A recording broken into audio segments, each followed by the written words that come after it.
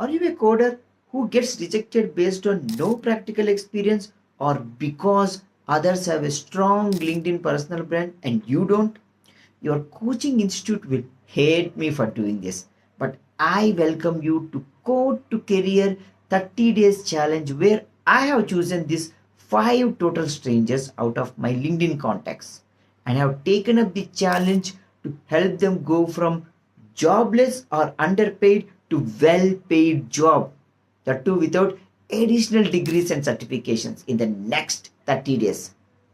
If you are a coder and wants to get a well paid job, this is your golden chance to experience real project implementation from scratch that gets you a well paid job and builds your LinkedIn personal brand and also resume for absolutely free. So why just watch? Get into our WhatsApp community to experience this. Link is in the description. Now let's get started.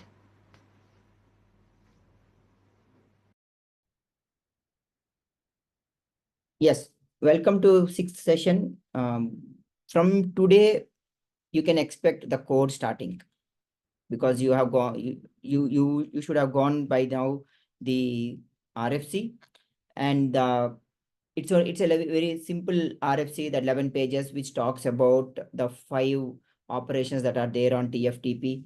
And the most important part is definitely when they are talking about the opcodes, they talk about the transactions, write request and read request. Initially, the part of the RFC that you need to focus on is how the TIDs are getting exchanged. That's very important. And initial connection request, how it happens between host A and host B. How many of you are clear with it? So this is an opportunity, like I want you to actually, because I did not prepare intentionally any PowerPoint slide. The reason is very simple, because it's all about RFC and then looking at the code, which is the initial implementation of read request, where the client requests the server saying that I need a file. Expectation or assumption is that the file is there with the server. In case it is not there, then we have already the implementation saying that there is no file available. Because one of the error messages, or to be very precise, one of the error codes as part of error message is file not existing. So we have handled that error, and then the document, which is the handout for the initial minimalistic implement of TFTP, which is handling that write request, also talks about the future enhancements. So let us now understand more about the RFC. Before I speak anything about RFC, I just want to understand from you people what you understood, so that I can do the enhancements or the additions to that. By end of this lecture, if people get clarity about the TFTP protocol, RFC, and they get a little bit of understanding about how read request is done, I think the stage is set for other commands. If something is not understood here, the RFC is not understood, how the initial connection is set, why 69 port number, then how a session actually maintains the that TIDs. If those are not clear, other commands will not make any sense. Yes. So go ahead and let me know how much you understood from the RFC.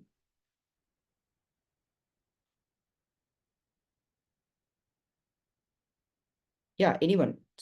Yeah, yes, sir. Actually, I had gone through the some part of that document RFC. Yeah. So I got to know that what are all the supports these TFTP packets give, like sending data, read request, write request, and acknowledgement, those and error supports, and also got to know about the frame structure of that packet. Like it will start from the 2 bytes, initial 2 bytes of opcode, Mm. and with string as a file name, So and mode and next with 1 byte like that. So uh, just like how the actual packet will be like that will be. So I gone through like that. So and some of them like acknowledgement packet, those kind. And that is the thing. And in another document like 7.1, and just like a summary of that RFC is there. Yeah. So and yeah, again I have the open point like why the port number 69, and that is the thing I have also the open point. Okay. Yes. 69 is designated to be a TFTP. So when you have the transaction happening between two devices, between client and a server, TFTP or FTP or you can say telnet, these are all the application level protocols. So for application level protocols, there has to be a designation, because there may be a process which is telnet process, there may be a TFTP process, there is a TFTP process, there is a secure copy process. So many processes are running in the system. How can the low level layer, which is the transport layer or the session layer, understand that this is the application that I need to call and give the information, or this is the application from which I need to get the information and send it outside? Because to understand those unique applications different from one another, we assign something called as port number. The port number or the ID for the application both are same. In that process, people have defined that the port numbers can be between 0 and 65,536. In that order, or I would say people would have started from 0 or 1. I am not aware of that. 69 signifies TFTP application. So there is no say such a great thing about TFTP or specifically about 69. 69 means TFTP. That's it. HTTP will be 343 or something. HTTPS would be some other thing. So each application will have its own unique ID. So 65 significance is just that. Yeah. I have a question. So just like we have the issue of overflowing IP address, so the 4 byte IP address wasn't enough, and now we have a much larger version of IP. So have we encountered a similar problem with the ports? Because the 65,000 is not a big number. No. As of now, I don't think we have encountered 65,536 applications. I don't think we have hit that. I mean, like, yeah.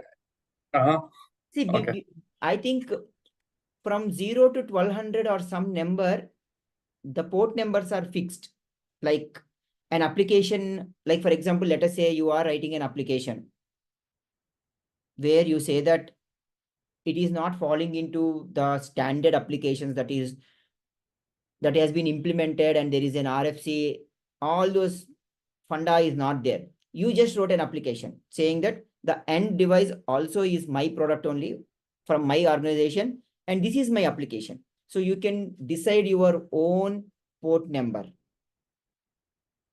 Yeah, so standardized port numbers are only for, like, they are in the range for now. It is not that the port numbers below it can't be taken, but they have given a provision saying that Yeah, in case yeah, you are that I developing your understand. own Yeah, application, you use some port numbers. Yeah. understood. Maybe they may reach. See, ideally speaking, IPv6, whichever you are saying, IPv4 has a limitation of 32 bits and IPv6 has 128 bits, right? So that limitation, people are saying that they will reach, maybe with port numbers, one day they may reach as many use cases as they come. Because if you see, there is TFTP, there is also FTP. Yeah. Yeah. There is HTTP, there is HTTPS. Both are different. Network file system is there. As I mean, sir, as you told that the port. So is there any? I mean, if we are doing the communication between some clients and let's say between two different destinations on the servers. So or let's say we have many more clients and different servers. So in that scenario, do we have any like a chances like port forwarding concept come here? No. See, that port forwarding, it's a pure network concept. Here, what port can be thought as an application. In your case, let us say there are 10 clients. Exactly, sir. Yeah. Each client, Has their is it using the same application? Then when they are communicating with the server, they would be using the same port number. Now, how the server will handle is an implementation aspect where the server will have a multi-threaded server, each thread taking care of one client. okay. Okay. Yeah. Yeah. So we Yeah. would enter into, once the TFTP protocol is done, there is a part where we will also understand the multi-threaded implementation of TFTP protocol, where we would be using P threads. P-threads. Okay. Yeah. POSIX threads to implement a multi-threaded server. It's a very powerful concept, and people definitely, if you say that I know OS, I understand thread concept and other things, they will definitely ask few questions with respect to pthread library. Okay. Okay. Anyone who has any other point with respect to the RFC? Very simple RFC, 11 pages.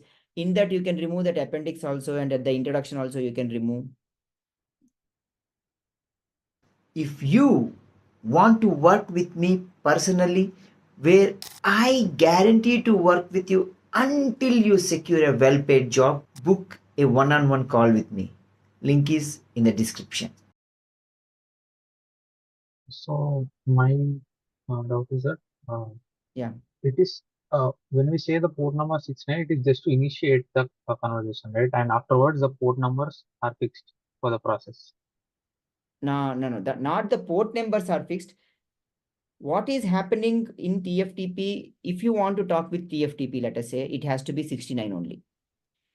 But when the transaction is happening, when the file is being transferred, to maintain the session, to maintain that session, you have these transaction IDs. Now, if you go through the specification, it's clearly mentioned that the transaction ID gets randomly generated. And the reason why it is getting randomly generated is to avoid the situation where the same transaction ID gets created twice. To avoid that, we are using the transaction ID. Transaction ID is for that session. Every client that wants to talk with the server and make use of the TFTP service, it has to go through 69 only. After that particular, for example, let us say read request. So the moment it gives the read request, then the server will send the first acknowledgement. Yeah, the first acknowledgement it will send along with the first data byte. That time it will actually, see, the reason is because when the client is sending, it is actually sending 69, but it will be also sending its transaction ID, TID. Now the server receives on 69 port, it will fork another process, another server to listen, because the original server is listening. The second server now takes this connection. It will generate its TID, and along with the packet, it sends that. Now both know the TIDs. So that tomorrow another request comes from another client, a different session gets created. When you mean the session, is it like a single file transfer, that kind of thing? I am about to actually come to that thing, because I know that this is the obvious thing. When you have this kind of, see, understanding even TCP/IP protocol on the two sides, and when you see a textbook diagram saying that this layer is talking with this layer is talking with this layer, this is a kind of abstraction or making the things little bit hazy. if I were to take, I would say that top layer is communicating the or transferring the information to the bottom layer. That information goes till the last layer, which is the physical layer. It gets transmitted over the physical medium, reaches the other side. You say that, and then you say that you can assume that IP layer is talking with IP layer. Now, why do I say that the IP layer is talking with IP layer? Because if I take a snapshot, if I take a photo of the packet, I take this photo of the whole system, where I see that, okay, this is the IP packet. I exactly will see the same IP packet here. As if, let us assume there are two towers with different floors. Yeah. Harsha, are you there? Okay, I think he is there. So imagine two towers with different floors, and there are different people at every floor wearing different colored shirt. Now, one colored shirt person goes down through the building, walks over the street, crosses the street, and gets into the other tower and reaches there. Now, if I stand, if I am somebody seeing from outside, I will see that, okay, this person who is in the second floor wearing a red shirt. Now, when I see, after some time, I see in the tower 2, second floor, a person with red shirt. For me, what I see is the person actually moved across the street and reached the second thing. Now imagine if two red shirt people are talking. When two red shirt people are talking from second floor, when they are exchanging information, let us say from tower 1, this person has some packet to be sent to other person in the second tower, in the second floor. Definitely, I cannot throw it from one tower to another tower, right? It has to come down, cross the street, and then go to the other tower. The unique message. Essentially, when I actually seeing two red shirt people talking together, because he will say that, hey, I am sending you a message. The message actually goes down, crosses the street, and reaches the other person. This person will open the packet, the letter, and will start reading. Is it making sense? This is what is all about. In the same way, now, when you think of a session, think about like this. There is a pipe, and the two ends of the pipe, one end is the sender and one end is the receiver. As long as they are communicating within this pipe, I say that the session is intact. Now, when I say that the session is removed or the session is teared down, I literally have to remove the both ends of the pipe and then move it to somewhere. When I say move it to somewhere, software wise, you will actually release the resources. How is this now? The idea of a tunnel or an idea of a session is visualized. Some kind of visualization like a pipe is attaching. But programmatically, what happens when the sender in TFTP case, when the sender client sends to the server that this is my TID. The server takes a note of it saying that, oh, okay, this is your TID. Then I will be communicating using this TID only, such that every packet that I now send will have your TID. So that tomorrow there may be 10 different clients. They all will reject this TID. Only this person will pick up that TID. Vice versa, when the server is sending, you want to communicate with me and I want to uniquely identify you in a sense through your TID. But when you want to uniquely identify me for the transactions that we are doing, maybe file1.txt, let us maintain an agreement that whenever you send to me with my TID that I am generating, I will understand that I am communicating with you, first thing, and I am communicating with you with regards to the transaction or the transfer of bytes pertaining to file1.txt. And now how is that ensured? Because the client is also saying that, server, I want to communicate with you and this is the TID. As long as TID is the same, the server understands that I am having a session, uniquely identified session, where I am doing the transfer of file1.txt. This is how you need to you will be seeing programmatically getting implemented. But for visualization purpose, you need to have this kind of a diagram to really comprehend that. Yeah. Yeah, good question. Yes, any other questions? Any other reflections on RFC? Very simple protocol. How many of you have seen the format of the packet? First byte, then error packet, how it is, acknowledged packet, how it is. Yeah, Chandrika, what is the unique thing that you found about this packet format?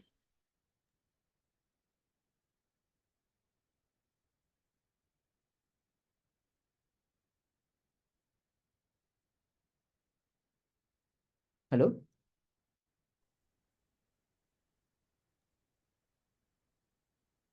Hello, Vamshi, am I audible? Yeah, now you are audible. Yeah, please go ahead.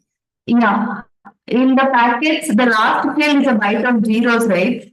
So that I didn't understand, like why is it so? Okay, not every byte has 0. For example, in the error packet, when the human readable error string is being sent, I have to know in the packet somewhere that the error string that is sent for the error case, which is a human readable stuff, ending. So to demark or to let people know that this is where this particular field is ending, the subsequent byte, I am making it as 0. It's an intentional thing saying that that particular field which is of interest, let us say the error string is done. The indication is that the next bit or the byte is 0. Okay, I understood. Yeah, that's a Thank thing. you. Sort of like a null character at the end of the file, or when you're using string copy functions, it checks the null character at the end. Programmatically, Sort of. Programmatically, because we know that strings are null terminated, but at that point of time, did they really conceive that C will be used to for this? I don't know. They might be sending bits, and then they will see that suddenly that there are zeros coming in. Then they will understand that, oh, okay, if it is 0, then it means the previous whatever is there is so and so. Hello. Yes. Hello. Yes, somebody was. Hello. Yes, Anirudh. Yeah, go ahead. Is that last bit is nothing but it is indicating that the file has been transferred fully. Like it's like it's telling that transferred file is successful. Are you talking about the 0? Yes, sir. No. Need not be. See, 0 is part of the packet, part of the header, you can think. Okay. The termination of the transaction that the file has been done is only indicated by a data byte or the n number of bytes where n is less than 512. It should be between 0 and 511 or 1 and 511. Any packet you send with 511 or less than that is the last packet of the transaction. How many of you remember this? So there are few things that I will now share, and this is where now I also want to highlight some facts which I mentioned, because you remember I told that this protocol is something which currently uses UDP as the transport mechanism. But I also made a bold statement saying that you can actually run it on your I2C, you can run it on your UART, you can run it on any other physical layer protocol. The documentation actually says that you can have any underlying datagram protocol, need not be always UDP. So let us now have a quick run of the RFC, then we will go ahead with the code also.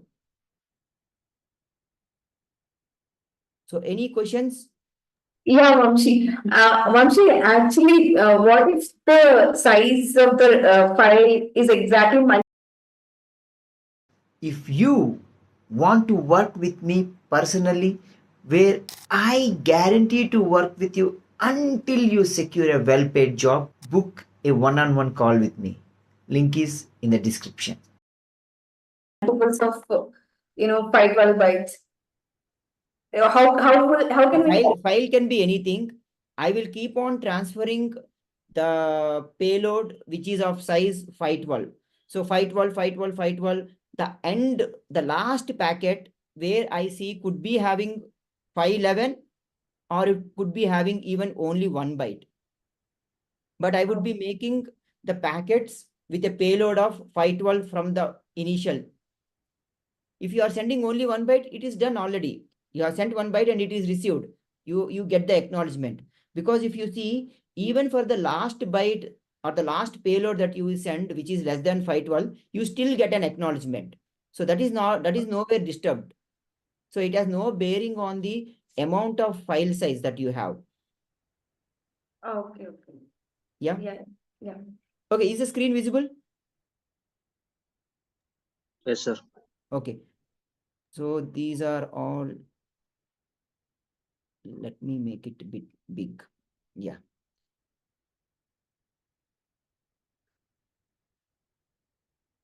The 3 modes, which is that time NetASCII or octet, and the third mode is mail.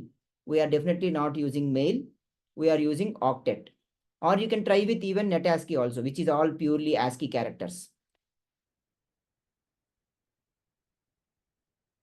Okay, let us start with this overview of protocol. The most important statement I want to talk about is at the beginning only you have this 512 bytes, and each data packet contains 1 block of data and must be acknowledged by an acknowledgement packet before the next packet to be sent. This is one important aspect that anyways many of you spoke.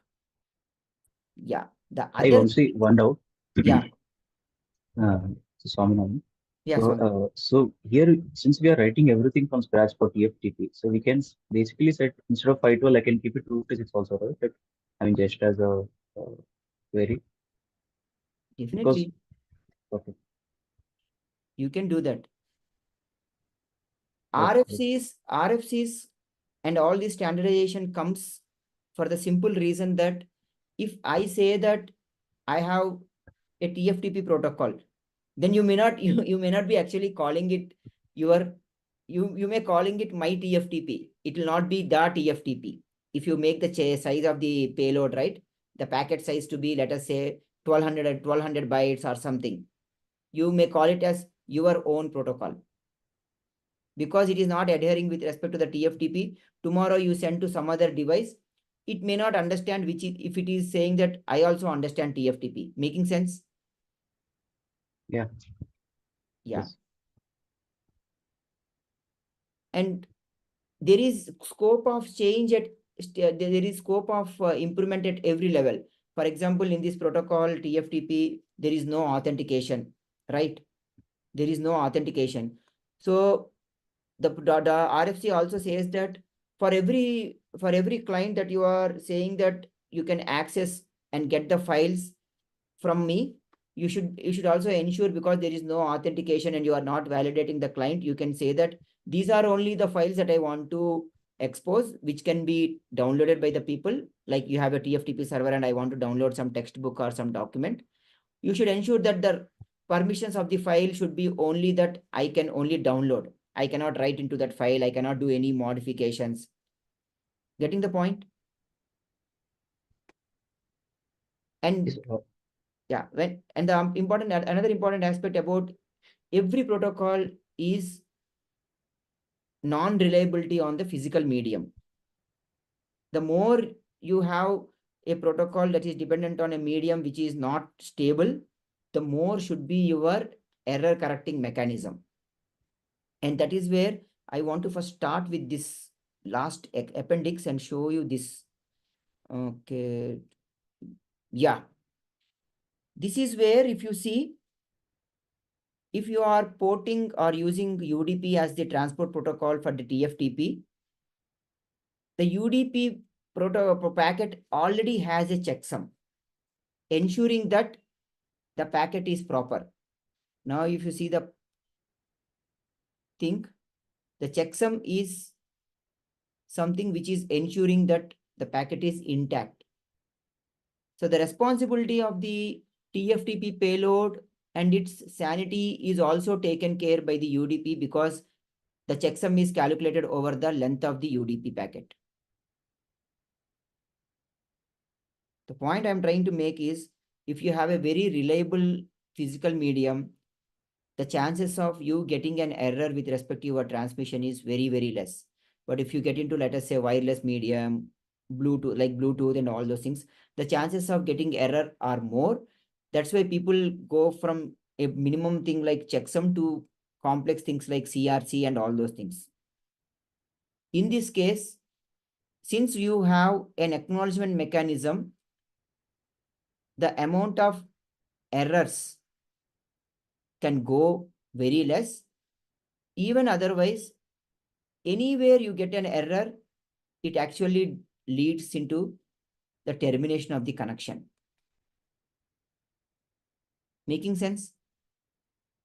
I want you to take away not just the facts and details about TFTP, but holistically understand that how a protocol ensures that the user information reliably gets transferred from one place to another place.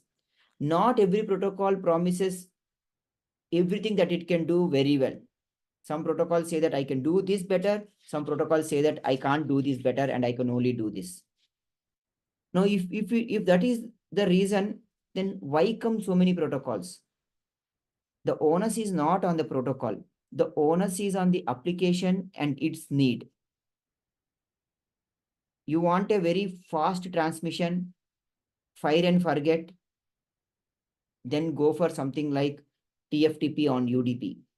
You want to have a very reliable transfer, but which has a lot of delays and lot of timers and lot of other predictabilities that you want to add, then go for TCP. The more you go for protocols of higher complexity, the more will be your computational resources, the more will be your time and the load on the CPU. And it also depends what you are sending. For example, this Zoom connection, I already mentioned this. Video and audio are going. Video and audio actually are going over UDP packets. Let us say now I want to share one document on this Zoom connection. In the Zoom meeting, I want to send a document and I send the document. Maybe the document might be going separately over a TCP connection. Same UI, same user interface, same Zoom application, but depending on what I am transferring and the reliability that is needed for that particular use case, it can invoke a different transport protocol. Is this making sense? So, Vamsi, the question is like, it gets transferred automatically based on the file you send. So it goes. So if you send some file, it will be TCP, and if you send another file, it will be TFTP. That's what you're saying. It automatically gets transferred. That's what No, you're no. saying. No, I'm not saying that. What I am saying is, if I have to send you, let us say, an image, a signed document of an agreement, okay? I cannot take any risk of losing some bytes in that file because it's a confidential document. I am scanning it and I am sending it to you. You expect that the document receives completely and it is reliable. In those kind of Okay. applications, and it is also, let us say, a secured document, then I will enhance the reliability of that particular document transfer using encryption so that other people can't read it. I will say that this is the password protected stuff and all those stuff, right? Yeah. Now, the use case is dictating that I cannot go for a unreliable kind of transport protocol like UDP. I want to use a reliable connection like TCP or a protocol which ensures reliability like TCP. UDP does not ensure any reliability. Look at the packet of UDP. Okay, I'm here.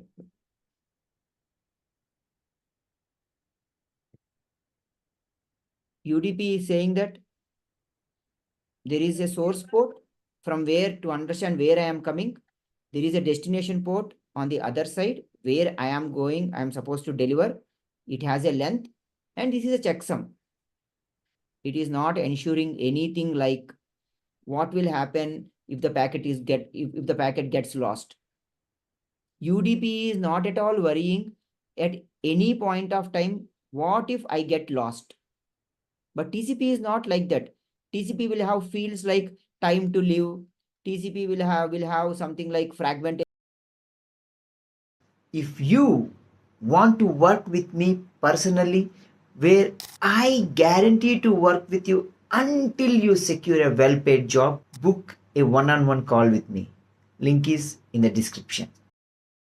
Size, TCP will have an acknowledgement mechanism. Many things are inbuilt into TCP, which ensures that when the user sends an application or let us say a file or some information, that gets reliably transferred. Imagine you want to send some valuable item, some item. You have a choice of putting it into a normal post using a 5 rupee cover, or you can go for a speed post, you can go for a courier, you can actually ask a person go and put it there. Where there is no transportation, I mean, there is obviously transportation, or to the extent that you yourself carry it to that place. At every point of time, are you not ensuring that the reliability and the sanctity of the operation or the transfer is always maintained? And that dictates what kind of information are you sharing.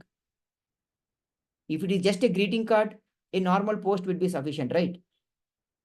But if it is a golden ring, can you put it in a 5 rupee cover and put it in the post box? You will not do that, right? So S1B, so okay.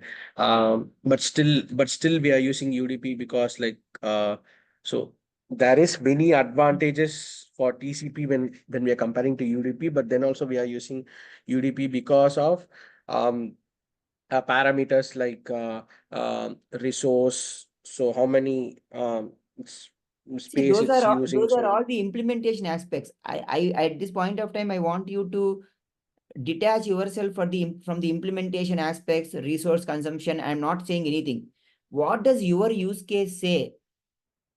What does your use case say? If you okay. have 10,000 rupees to be given to your friend, will you trust somebody, or will you yourself walk into your friend's house and hand over the 10,000 rupees to him?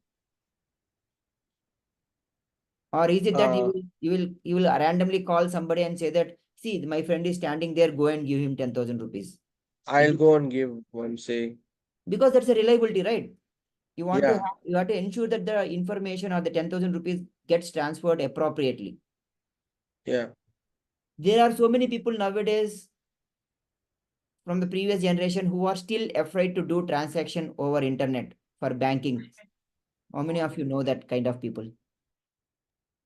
I know many of them. Yeah. They don't trust. That's what I'm saying. Yeah. So They don't your go first with packet GPay and details, they tell, yeah, my grandparents tell GPay is not good. Go and give like file. Yeah, this digital is, don't trust digital. That kind of, yeah, yes, I'm saying. Yeah. yeah. So your use case dictates which protocol you trust. Okay. Okay, your use case dictates which protocol you trust. Then comes the other engineering aspects like how reliable it, not how reliable, how much resources, how many timers you need, how complex is the protocol to maintain if it is not working, what are the errors that can come, what is the medium. At every stage, you have so many things to take care.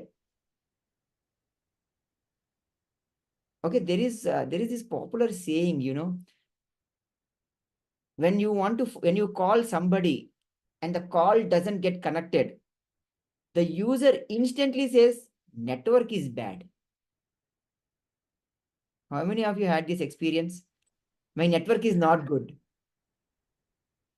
The poor network is making its best effort to travel, to take your voice and give to the other person. It could be anywhere. Climate is not good. Maybe your phone is not good. Nobody says phone is bad. Nobody says the software in the phone is bad or whatever, but everybody says network is bad. And network is that heavy, hard working entity trying its best to transfer your information.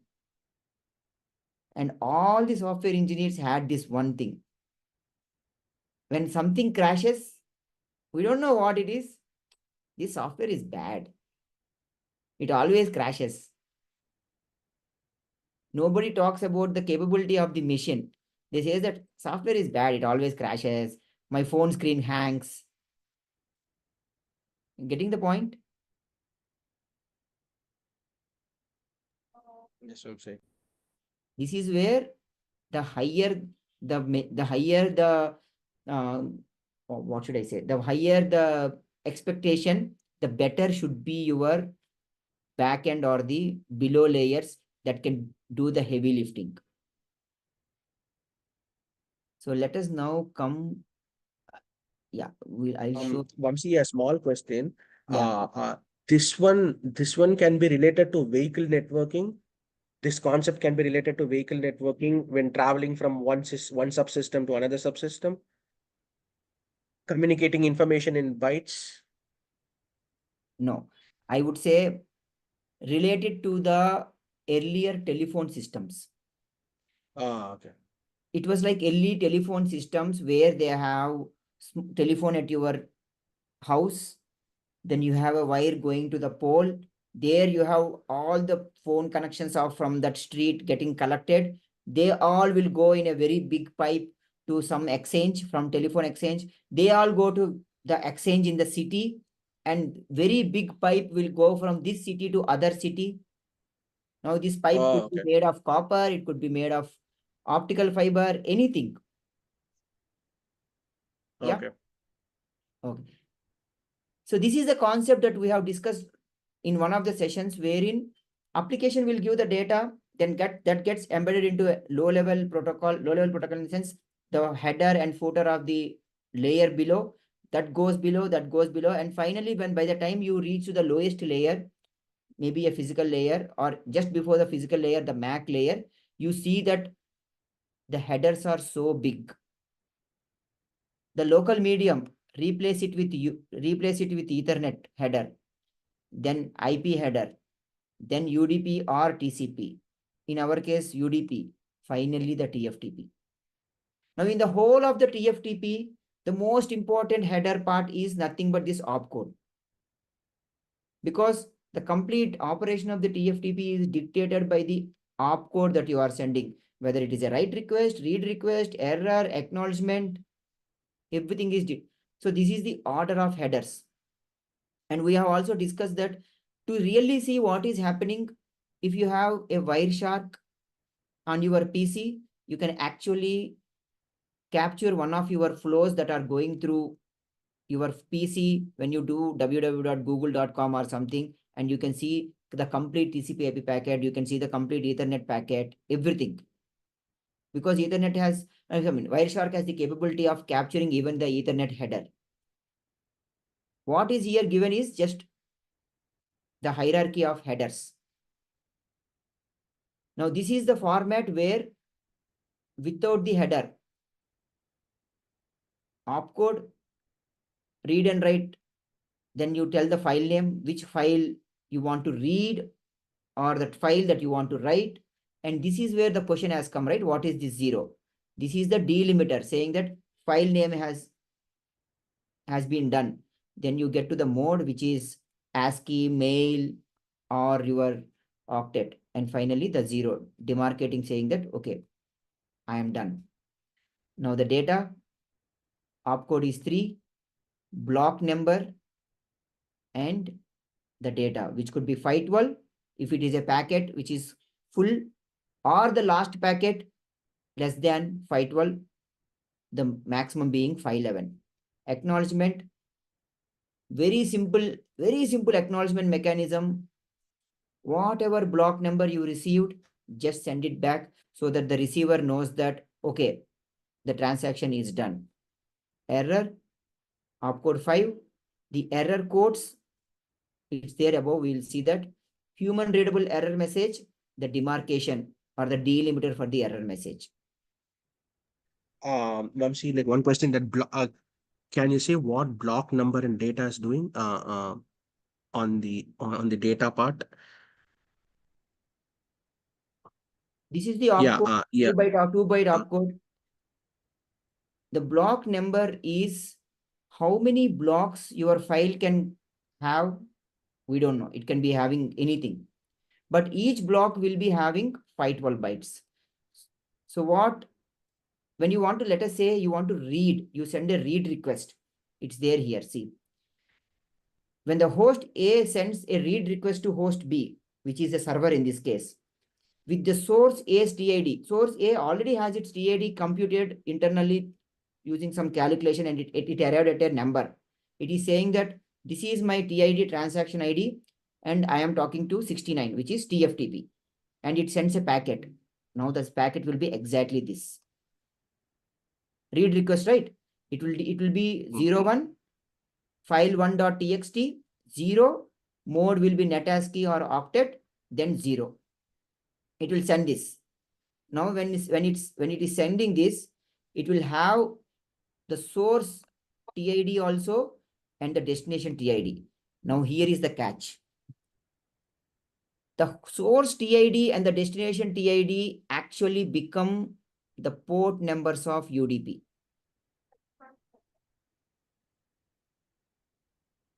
Making sense? Source TID, yeah. Any question here? This is important because this is based on the UDP. That's why it is like this.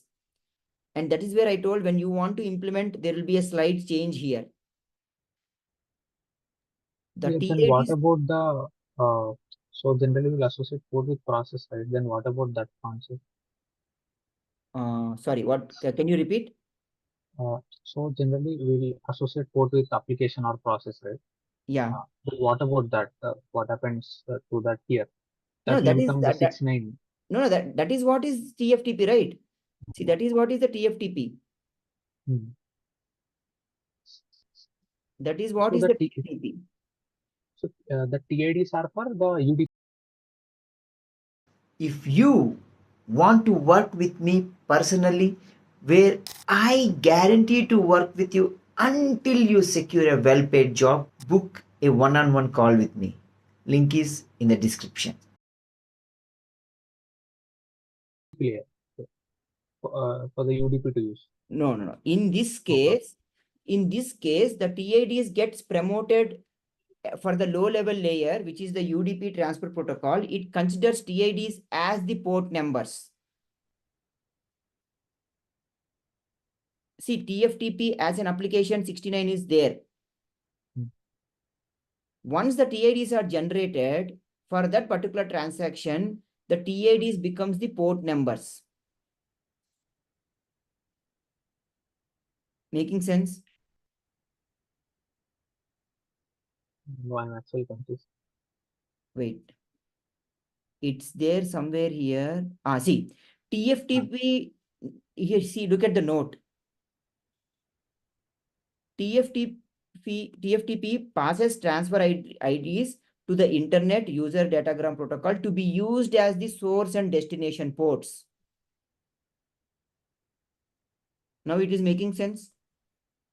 Vamsi, so my understanding is like, okay, in like a DFTP, so when it transfers from source to thing, so it will have some ID.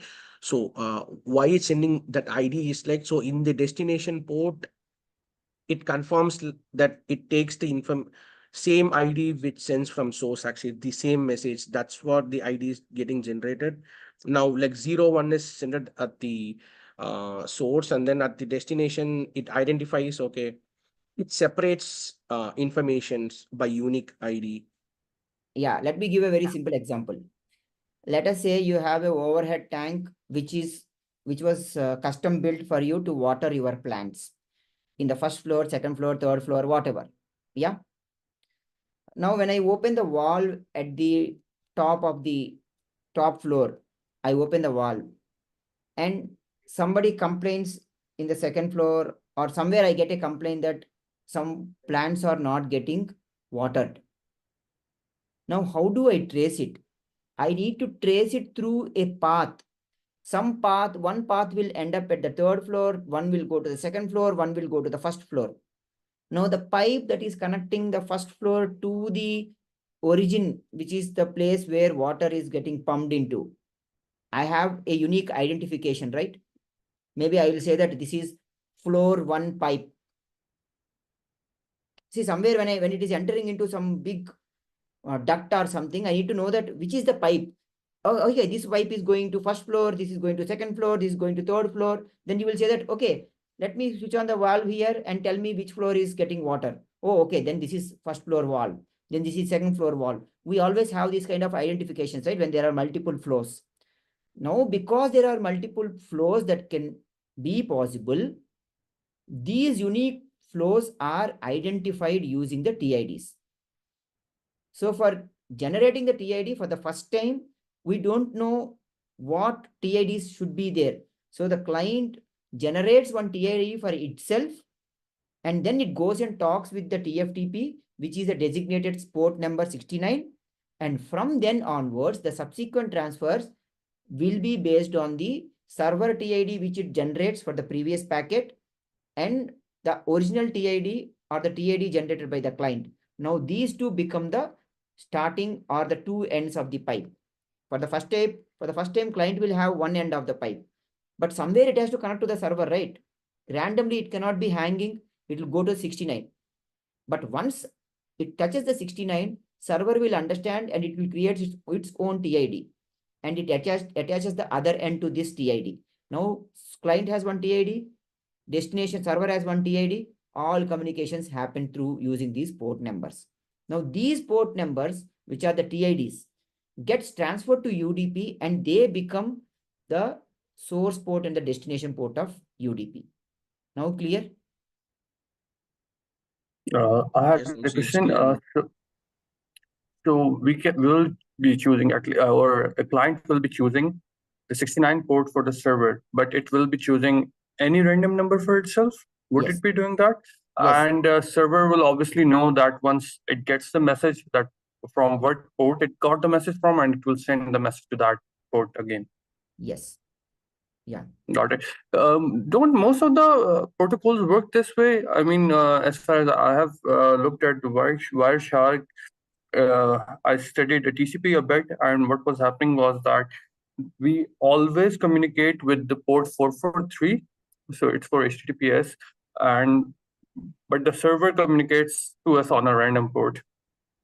So, like, do all the protocols work in a similar way, or all of them have a different idea to get the random port? The randomness aspect, I am not sure, but I am pretty much sure of this fact that there is always a unique identification of the application at both ends.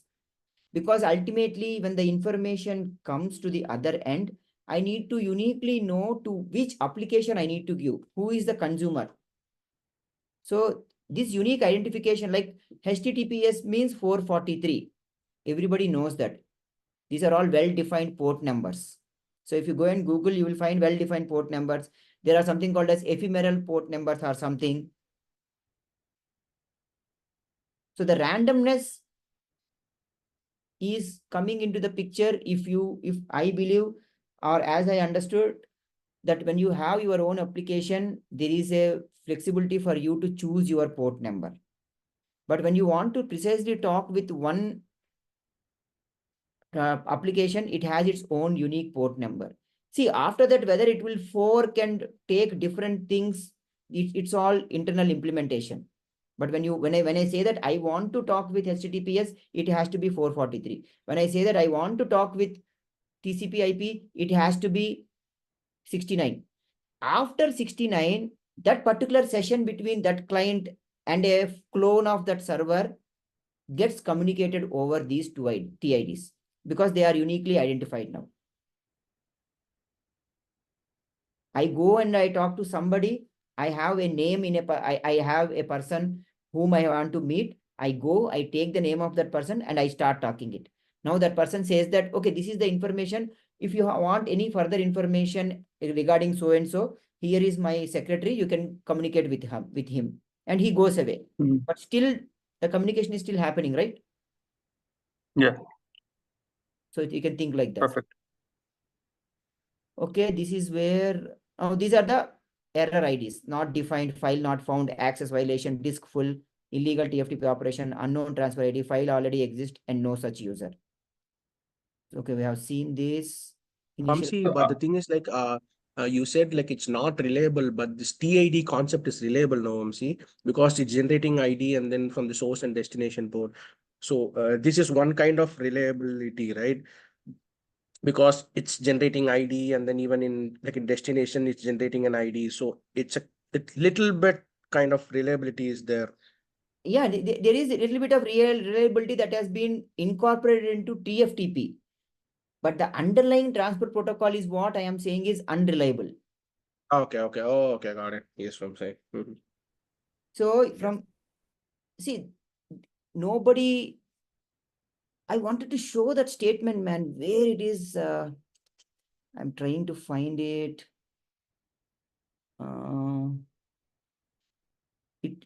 That person, it was written very clearly. Yeah, here it is. This has been included for convenience. TFTP need not be implemented on top of the Internet User Datagram Protocol. So the moment, let us say your transport medium is reliable. Sorry, not transport medium. Your transport protocol is a reliable protocol. Then TFTP actually is now becoming very reliable mechanism for you to use for your application. Somewhere somebody has to shoulder some responsibilities. The whole layer architecture is saying that every layer has its own unique responsibilities. So let us come to the very basic. The 7-layer architecture or the 5-layer architecture of networking very clearly says that application layer has these functionalities. That's why if you go and pick up any network program, networking book, computer networks book, each chapter will say that this layer has its unique functionality. Popular interview questions: which layer does what? And what each layer does is actually its unique strength. Here it is saying that TFTP has this acknowledgement mechanism because of which the sanctity of the file is maintained. Doesn't mean that, okay, doesn't imply that it has to always be on UDP. It has been decided, or they have done it on UDP. But still they are saying that TFTP need not be implemented on top of Internet User Datagram Protocol, which means that TFTP can be run on even TCP IP also. Clear? Chiranjeevi?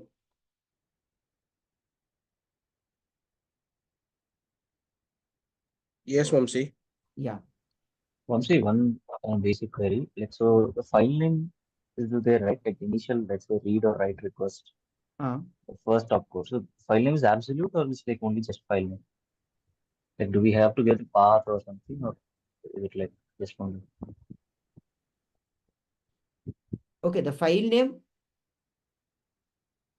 Good question. I do have to check. If it is across a network, then it could be having an entirely different thing. In the sense that I need to know, and it also depends. Relative path. No. I'm not talking about relative path or absolute path. What I am more concerned is when you send a path, the path has to be something which the server or the client can understand instantly, or depending on certain information based on your path, it can recreate another path and point to some location. See, ultimately, what is the path? You are saying that there is certain memory. That memory is identified by this pointer goes to here, this pointer goes to here. Ultimately, there is some RAM here which is containing my data. Right? Now that indirection that you are doing from one level to another level and all those things, even if you say to a server saying that send me file1.txt, let us say instead of path or anything, just the name of the file. Now, if the server understands and it has the intelligence to go and, If you want to work with me personally, where I guarantee to work with you until you secure a well-paid job, book a one-on-one call with me. Link is in the description. Scan its directory and say that, oh, I have this file. Your job is done. Here, there is no question of your absolute path or relative path. Right. Yeah. So most Maybe this, probably in TFTP, it is the just file name. maybe the service hosting is just one location where it knows it is going to serve a TFTP only. Might be possible. See, for the first time when I had interaction with TFTP, I was scared to death. And how did that experience happen? I went to my friend's house in Coimbatore. Those were the days when I was trying to understand, like, I want to buy one board which can run Linux and all those things. And this experience has been that somebody fooled me to a tune of 20,000 rupees and has put me in my hand one board. From that day, I think 12 years back till now, I was not able to use that board. I thought, okay, in some life I took his money and I'm repaying it. Then I took that board to my friend and he told, I also don't know anything about it. And those were the days when there was this popular board called as Easy Arm. Still now I think it is there, Easy Arm. So I purchased that board and I went to, before purchasing that board, I went to him to Coimbatore and he told that, see, this is how I transfer the Linux Z image or U image through U-boot and it will be stored here. So when he was doing that, for that he told, okay, you need to enable TFTP. I told, oh, enable TFTP. Then he did that and I can see that the file transfer is happening. I thought, man, this guy is doing magic. That complete Linux kernel is coming here and all those things. After some years, when I was reading this TFTP or when I was in Cisco and all those things, I thought, oh, it was me at that point of time, so naive and afraid of so many things, unable to understand so many things. But you remember the statement that Steve Jobs told that you need to connect the dots backwards. So when I now start connecting somewhere because of those incidents that happened in my life, it prompted me to actually saying that, Vamsi, how can you be? Because I always used to think that you know how to read English. You can understand when the things are in English. Then what is stopping you? So that those small things actually made me to pick up small RFC documents, read and understand. So the point I'm trying to make is, in the initial encounter, things will be little bit hazy. They will be a bit cryptic. But keep on hitting at it. And some Leela Prasad, I think he told at the beginning that after that, when you gave me the code and all those things, I used ChatGPT to explain me the code and all that stuff. So use all the resources at your disposal. And I would be very happy if you people can actually discuss in the group. More or less, it's dead. The group seems to be very inactive, and I'm saying that, okay, this is the Zoom link, this is what I have updated. So be active on the group. If you, I would encourage you to actually post your LinkedIn post that you have done. You posted that link also in the group, so that would be a motivation. Because most of the learning we humans do by looking at others. There is no other proof of concept for us than somebody else doing it. We see an example, we get motivated and we do it with practice. Then we get the feedback, the complete cycle of learning completes. Are you people with me? Yes. Yeah. So please be active on the group. Yes. So any other questions? So I have created few more documents where pictorially and section by section, these transactions are very easily, or I should say, in a very small nugget size, I have created, and I will send the document in the group. Yeah. unique document like RR, write request, how it is, read request, and all those things. Any question? Sir, in the document, page number 10. In the RFC, are you talking about RFC? Yes, yes, yes. Yeah, page number 10. So there are a value of fields, no, sir? Values of fields. Error codes, value and meaning. Yeah. Oh, no. Below it, below the UDP format, value of fields. Value of fields. So my question is in the first two source port and destination port. What does it mean by picked by destination machine and 69 for RRQ and WRQ? Like what about data? That so source port or destination port. Okay, let me share my screen. I think I am not sharing my screen. So your question is about source port or the destination port? no. So, sir, you said 69 is still for TFTP. And you said these are, so still I am confused about the same point actually. Again, say it says picked by destination machine, and again in bracket it mentions 69 for RRQ and WRQ. Okay. So that I'm unable to understand. Okay, I'll make it very simple. Okay. Let us say I have a name, you have a name. I have a work with you. Let us say my name is my port number. This is how I get identified. Among so many people, somewhere I have to be identified uniquely. So I have my name. I want to talk with you. I come to your house and I take your name, which is your port number. That is 69. Understood? Till now, it is clear? Yes, yes. So whether I am doing write request or read request, whether I am asking you something or did I come to your house to listen what you are saying, those are our read request and write request. But I came to you. You are 69. I have some my own TID. Clear? That's the first time. Now you said that, see, this is what is the communication. This is what I told. For any other clarification, here is my brother. You can talk with him. He knows the stuff. And you went away. Now your brother has a unique name. Like he has his own TID, right? Port number. So I came with my TID. You have your port number. Now your brother has a TID. In UDP, my TID or my name and your brother name gets transported to the port numbers and we start communicating now. Making sense? Okay, so it is like delegation after read request and write request, or delegating the data transfer, those kind of things. After the connection request for the first time, this is what is this initial connection is saying. See, initial connection is saying very clearly that host A sends a read request, or it could be even write request also to host B with source A's TID, destination as 69. Okay. Now host B sends a data because it's a read request, right? With block number 1 to host A with source B's TID and destination TIDs. Now this one line, right? Whatever is there here. Yeah.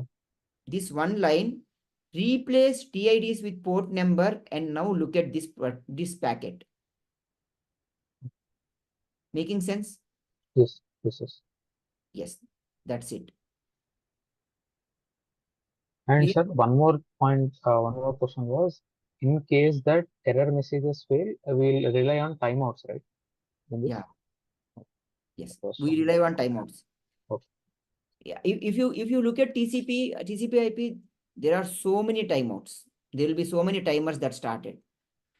The more is the complexity of the application, the more is the reliability of the application or the demands on the transport protocol, the more will be the complexity of the protocol implementation also.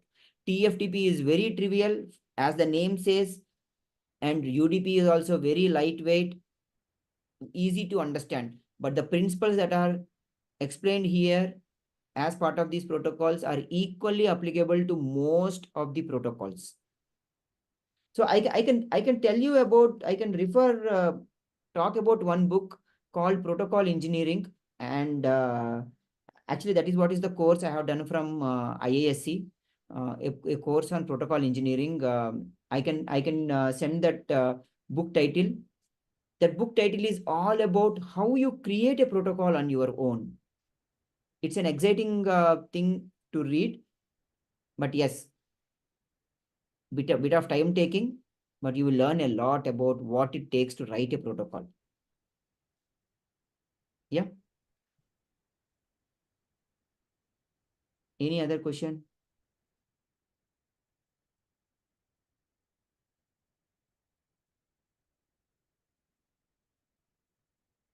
Swaminathan, Ajay, Ananda, Leela Prasad, Anirudh, Snehal. Type something in the chat box. Hello. Yeah. Yeah, Anirudh, go ahead. Yes, like you mentioned the boards that hands-on or something board you mentioned. I understood the normal. The before part I was not able to catch. Can you please repeat? The board you mentioned, sir, in between you went Chennai. That board is something is. I Okay, didn't that okay. remember that. Let me open that site and show you. I think it is still popular, but I don't know how many people are using that board. No, it's called Friendly Arm. Yeah, it's still there.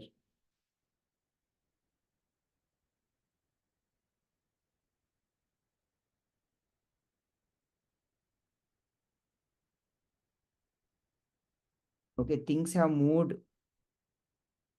so much into the future that now, can you see this thing? Yeah, I think it is ARM 8, ARM 9 or something that time, Friendly Arm. So some board, I think that board is now no more being in production is what I believe, but it's called Friendly Arm. Yeah, this one. Yeah, this one. Mini 2440. Yes. This is the board I'm talking about. Oh, it's still there. Okay. Yeah.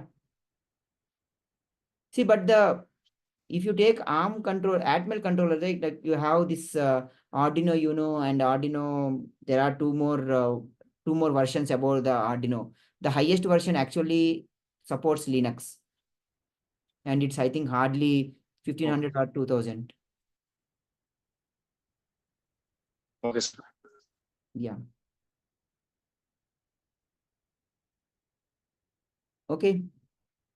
So I think this time we should have everyone in the gallery mode, and I would like to take a screenshot. It's been a long time. Abhishek, Ananda, Leela Prasad, Chandrika. Let me close this. Yeah, Leela Prasad, Snehal.